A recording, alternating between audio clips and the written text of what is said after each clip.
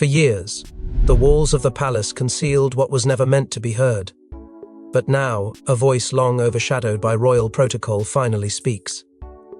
Princess Charlotte, no longer the quiet observer, breaks her silence about what Queen Camilla said behind the palace doors, and what she reveals may redefine how we see the monarchy and her mother. Before we go deeper into what this really means for the royal family, make sure to subscribe so you don't miss a single update.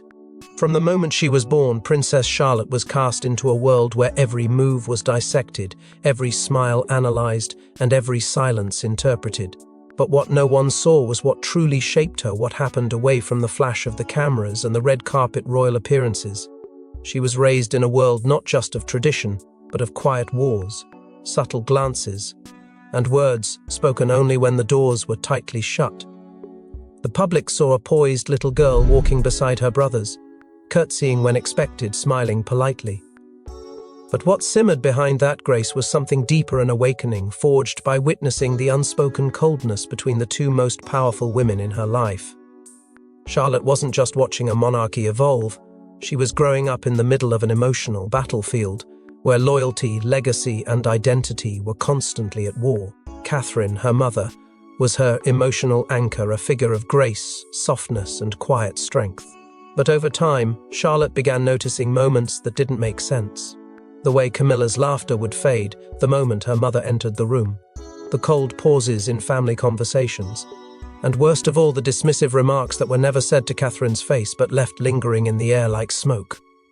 Charlotte grew up learning how to read the tension no one acknowledged, even as she smiled on royal balconies, waved to crowds, and wore tiaras on special occasions.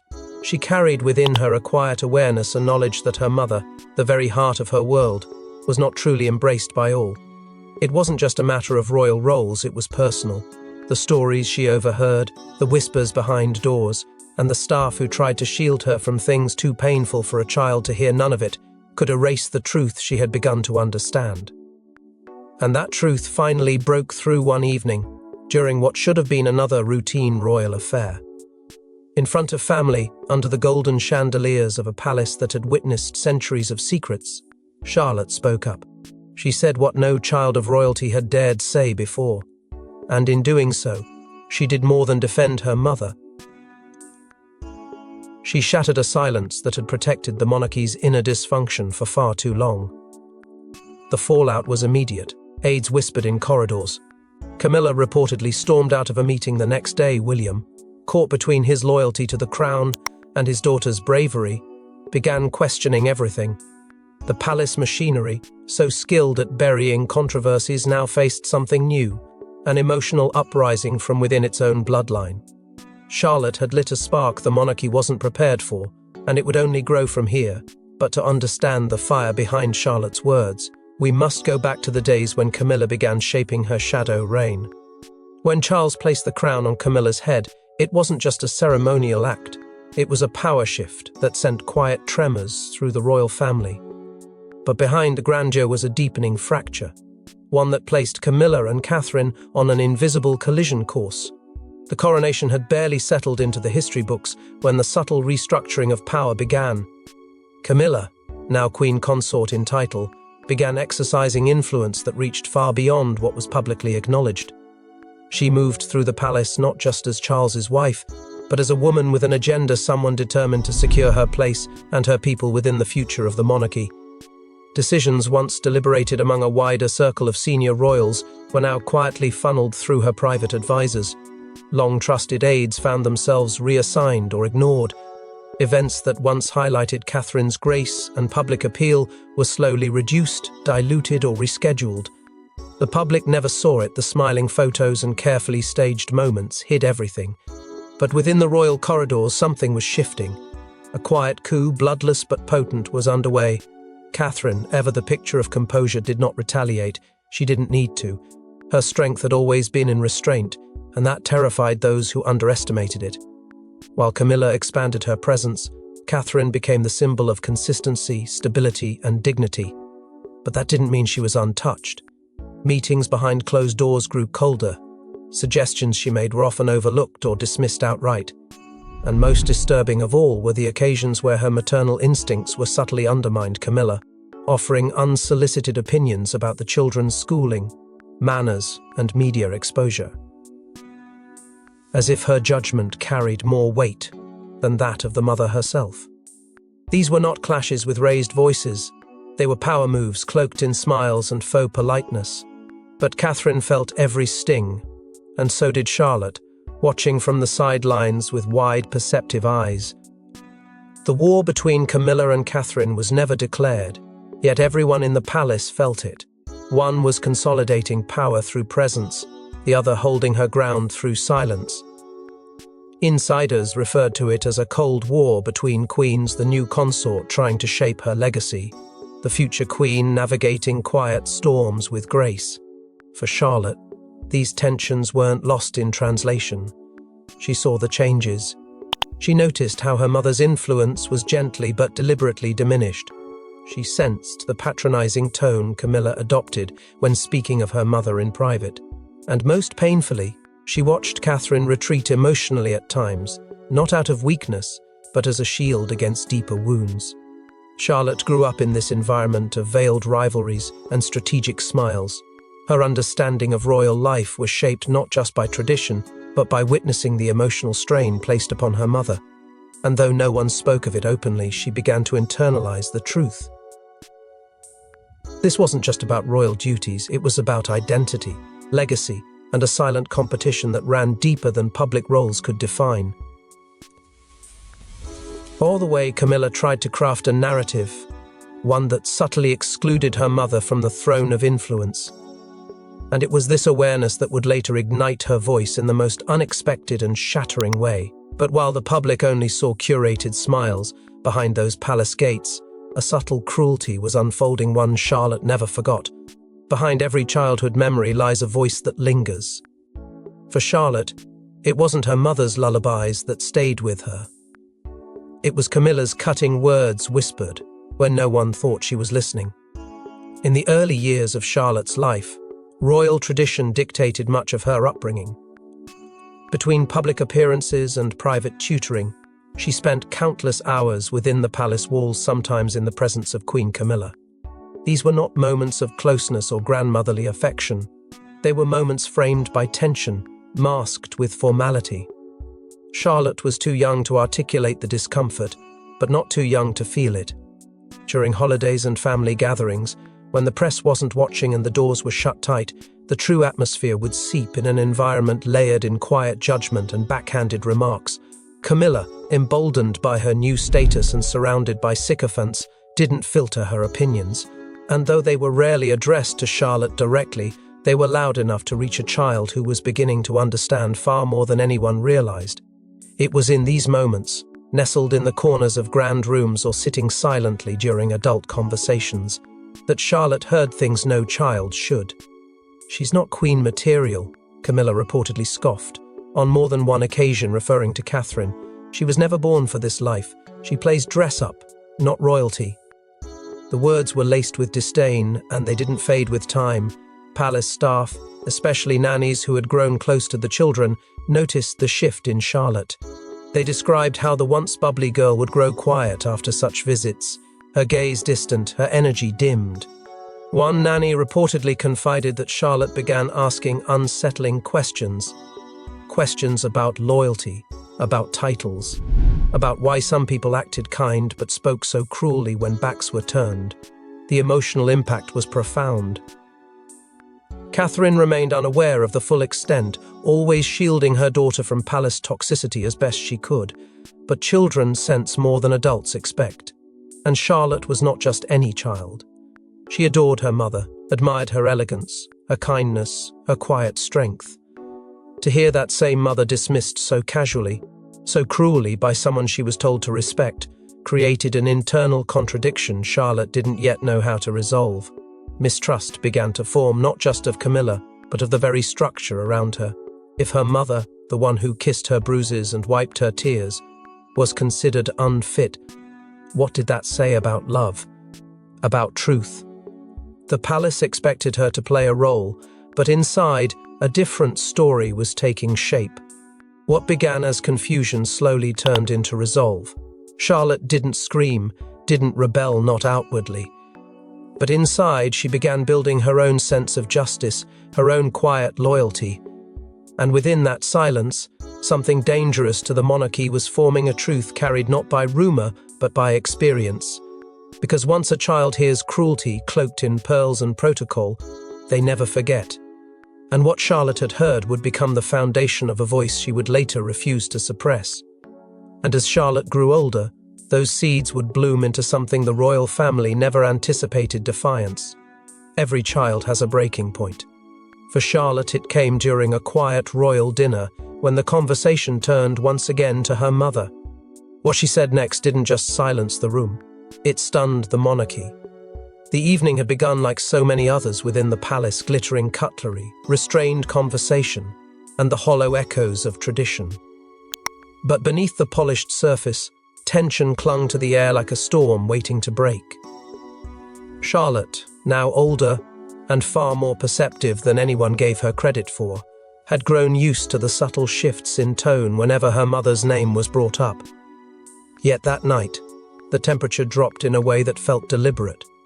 Camilla, seated at her usual place of prominence, made what many in the room would later describe as an offhanded observation. But Charlotte knew better. The words weren't careless, they were calculated. With a soft but unmistakable disdain, Camilla reportedly remarked that Catherine's fragile image had been a long-standing concern for the family. She said it as if stating a fact, her voice calm, the way one might comment on the weather, but the damage was immediate. Charlotte didn't flinch. She didn't lower her gaze. She looked directly at Camilla, a woman who had hovered in the background of her childhood like a shadow, and said what no one, not even her father, had ever dared say aloud in such a setting. "You don't know her like I do." The room froze. The forks stopped mid-air. Conversations evaporated. And in that thick, choking silence, the power dynamics of the evening shifted. This wasn't a tantrum or a child's emotional outburst. This was a declaration. A line drawn with elegance and resolve, in full view of a monarchy that had mastered the art of suppressing emotion. William's reaction was described by those present as conflicted, his face reportedly tensed, but not with anger. There was something deeper, something torn. Pride in his daughter's courage, fear of the consequences, and most of all, a recognition that the royal family had reached a point of no return. For years, Charlotte had listened, watched, absorbed. And now, with just a few words, she had forced the palace to reckon with a truth they could no longer spin, no longer bury in PR statements or polite diversions. Camilla's expression, according to one aide, turned imperceptibly cold. She didn't respond. She didn't need to. Her silence was its own kind of admission. The older royals around the table avoided eye contact. Some pretended to adjust napkins. Others suddenly became very interested in the wine being poured. But nothing could dilute what had just happened. Charlotte had spoken, and the monarchy had listened, not because they wanted to, but because they had no choice. That moment wasn't just uncomfortable. It was revolutionary. What followed in the days after was a rush of controlled chaos behind the scenes. Briefings were issued, media appearances were strategically timed to shift the narrative. But internally, nothing was the same. Charlotte's voice had pierced a silence that had reigned for too long. The girl they once viewed as another player in the royal procession had, with one sentence, forced the most powerful family in Britain to confront its own hypocrisy. But this wasn't just a one-time outburst. Charlotte's statement was the start of something much bigger, a quiet rebellion taking root within the House of Windsor. They said she was just a child. But Charlotte had kept something no one expected, a diary filled with secrets the palace never wanted exposed. And inside it were Camilla's words, written through the eyes of a daughter defending her mother. It began innocently, as most childhood habits do. A leather-bound journal, a gift from Catherine during one of their quiet evenings together. Catherine had encouraged reflection, believing it might help Charlotte process the complexities of royal life. What she didn't know was that this simple act of love would later become the most revealing record of unspoken pain inside Buckingham Palace. Hidden under her mattress, the diary became Charlotte's emotional vault, a place where truth was untouched by protocol. While the world saw a well-mannered young royal in public, the pages of her journal held raw confessions, stinging observations, and a voice struggling to make sense of the cruelty she'd quietly endured. The discovery came by accident. A long-trusted palace staff member, tasked with organizing the children's quarters, found the diary during a routine cleanup. The intention was never to read it, but curiosity gave way to shock. The entries weren't just scattered childhood thoughts. They were detailed, emotional, and heartbreakingly clear. One section was titled "The Day Granny Made Mum Cry." In it, Charlotte described overhearing Camilla question Catherine's ability to handle the pressure, suggesting she lacked the mental resilience needed to stand beside a future king. She wrote about seeing her mother alone afterward, wiping away tears in silence, pretending everything was fine when the children returned to the room. Another entry simply read, "Why does Granny not like Mum?" A question that carried far more weight than any adult in that palace dared to confront. These weren't dramatics. They were a child's unfiltered truths. And yet, they revealed everything the monarchy had tried to conceal. Charlotte chronicled moments of tension, comments laced with cruelty, and countless episodes where her mother's warmth was met with Camilla's coldness. She didn't just write about what was said, she wrote how it made her feel, and more than once she expressed the wish to speak up, but feared the consequences. This wasn't a rebellion in the making. It was a young girl trying to preserve her mother's dignity in a world determined to diminish it. When William and Catherine were made aware of the discovery, they responded not with punishment, but protection.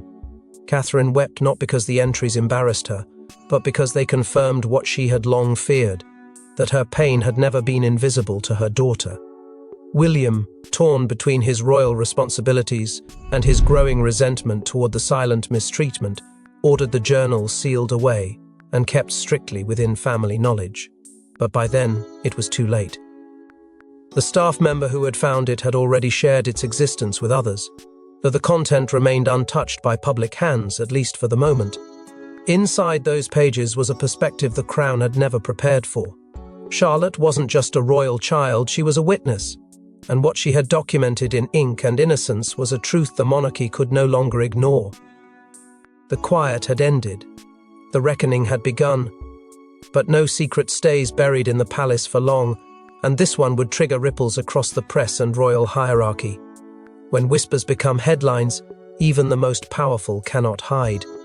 The media got wind of Charlotte's secret diary, and overnight, the palace was thrown into damage control. The narrative?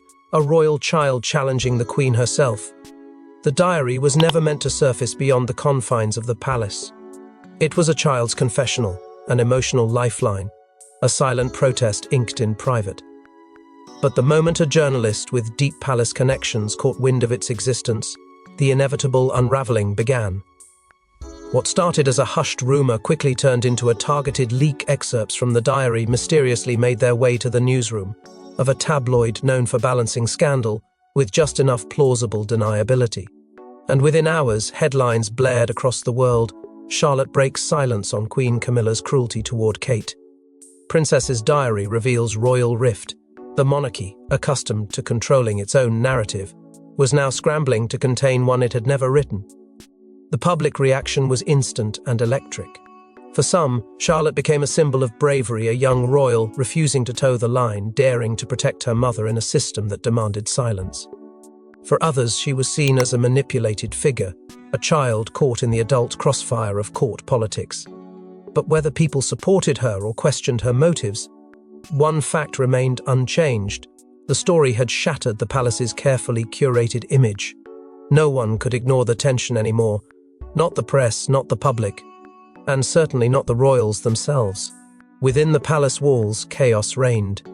Camilla was reportedly incandescent with rage. She demanded a public denial, insisted that the royal communications team discredit the diary's existence, and question the authenticity of the quotes. But the palace knew better than to ignite a fire they couldn't control. Instead, they released a carefully worded, painfully vague statement that neither confirmed nor denied anything. Her Royal Highness, the Princess of Wales, and her family continue to focus on private matters, and no further comment will be made at this time. It was a masterclass in royal evasion, but this time, the silence spoke louder than any words could. Catherine, at the center of the storm yet again, held her silence with a grace that only deepened the public's empathy. She neither corrected the narrative nor fed it, but behind the walls, those closest to her say she felt the full weight of the spectacle. This wasn't just about her reputation, it was about her daughter's innocence being thrust into a global scandal. William, meanwhile, was caught between roles: future king, protective father and husband, to a woman now publicly humiliated through the revelations of her own child. And through it all, Charlotte remained shielded from the press but not from the consequences. Her diary had changed everything. The monarchy, once able to dismiss internal fractures as tabloid fiction, now faced a new reality. The fracture was real, and it had a name.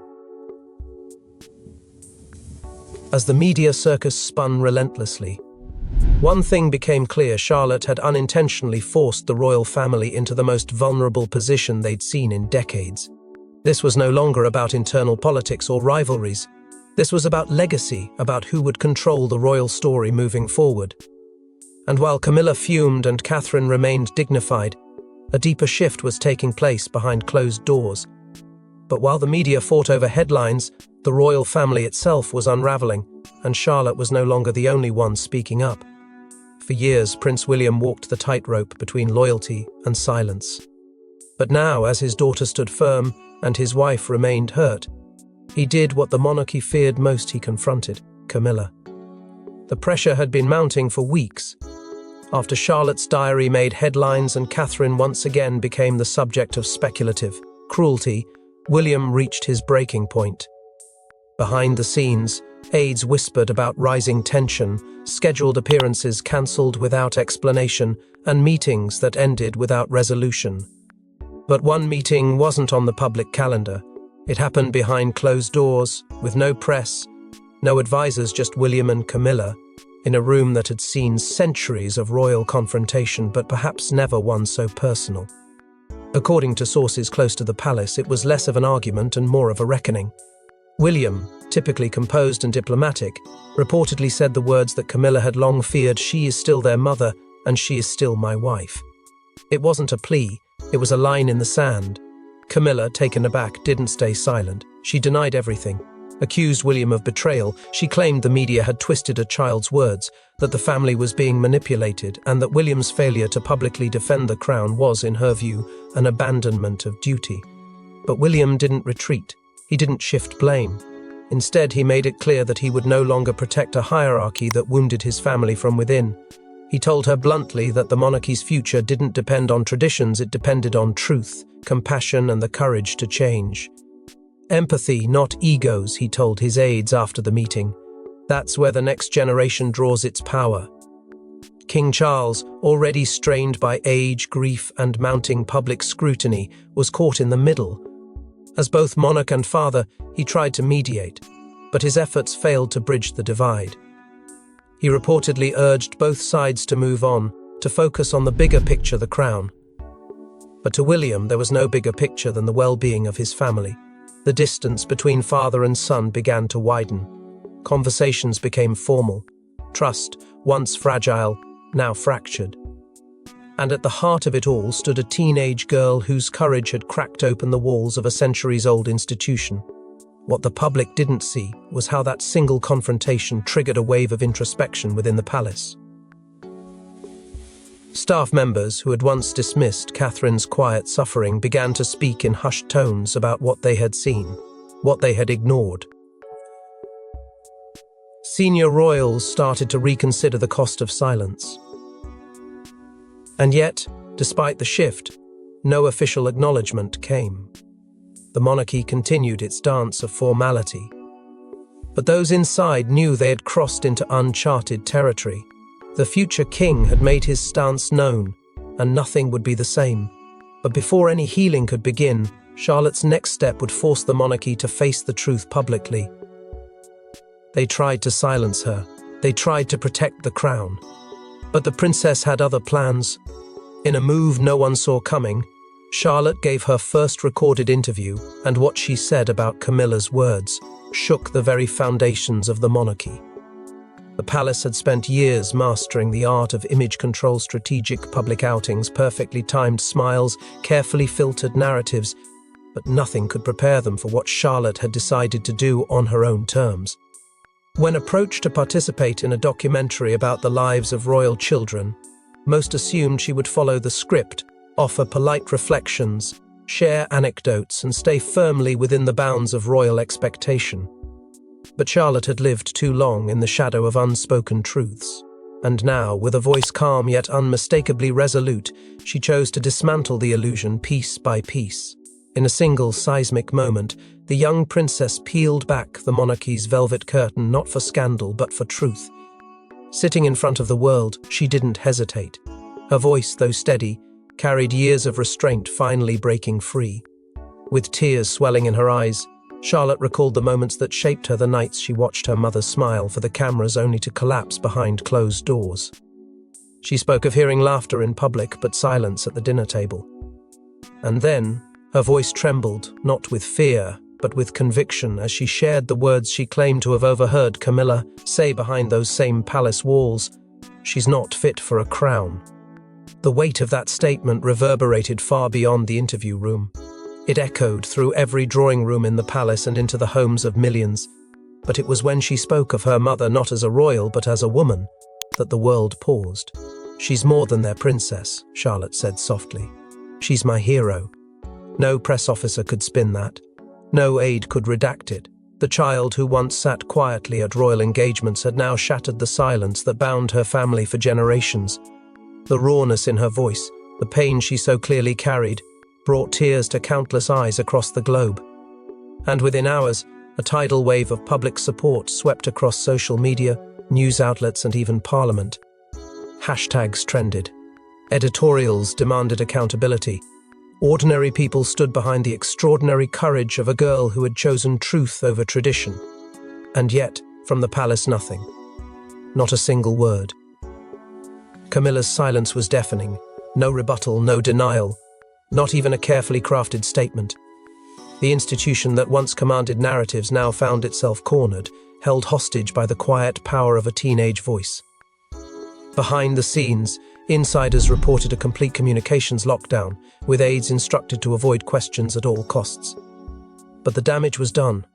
Charlotte's interview had gone beyond scandal. It had sparked a reckoning, forcing the public to re-evaluate not just Camilla's role but the moral fabric of the monarchy itself. Still, the atmosphere inside the palace remained thick with unease, because while the public cheered for the girl who dared to defend her mother, those within the royal machine whispered a far more dangerous question. What happens when a future queen refuses to play by the old rules? But even after the world heard her truth, one question remained. What would be the consequences for a future queen who dared to defend her mother? The crown weighs heavy on those who chase it, but heavier still on those born beneath its shadow. In the silence of Buckingham's corridors, Charlotte's words still echo. Some call it defiance, others call it destiny. But no one can deny the princess changed everything. In the weeks that followed Charlotte's public revelation, the monarchy entered a strange kind of paralysis. Official engagements resumed, and smiles returned to balcony appearances, but the energy had shifted. Behind those centuries-old walls, the royal machine moved with caution, now wary of the girl who had unintentionally redefined its boundaries. Quiet reassignments began among palace staff, those believed to have enabled or concealed. The deeper tensions were subtly removed, reshuffled to distant posts or encouraged into early retirement. It was damage control, disguised as internal restructuring. But the public saw through it, and they weren't buying the palace's silence anymore. Camilla's public image, once carefully burnished by years of effort, now carried a stain that couldn't be polished away. Though no formal statement was made, the court of public opinion had already delivered its verdict. In contrast, Catherine's popularity soared not just as the Princess of Wales, but as a woman who had endured and remained standing. And at the center of this storm was Charlotte, a teenager turned symbol of truth. Her quiet strength, her refusal to let power overwrite humanity, struck a chord with a generation that had grown tired of polished lies and gilded pretense. Young people across the UK and far beyond found in her something raw, real, and revolutionary. The monarchy tried to reclaim the narrative, Old allies in the press attempted to pivot the conversation, praising the firm's resilience, highlighting Camilla's unshaken dignity. But it was too late. The world had seen a crack, and through it, the truth had poured out. In one of the most shared images of the year, a new photograph was released. No palace press briefing, no grand event, just Charlotte, seated between her parents, her hand resting gently on Catherine's. The caption was simple: strength in grace, and it said more than any royal decree ever could. Charlotte never spoke of the incident again. She didn't need to. What she had done wasn't rebellion. It was revelation. A reminder that even in a house built on silence, a single voice could still shake its very foundations. And though the monarchy would continue, though crowns would pass and traditions would persist, one truth would remain immortal. The day a princess told the world what no one else dared, the palace changed forever. And so, what began as a whisper behind closed doors ends with a roar that the palace will never forget.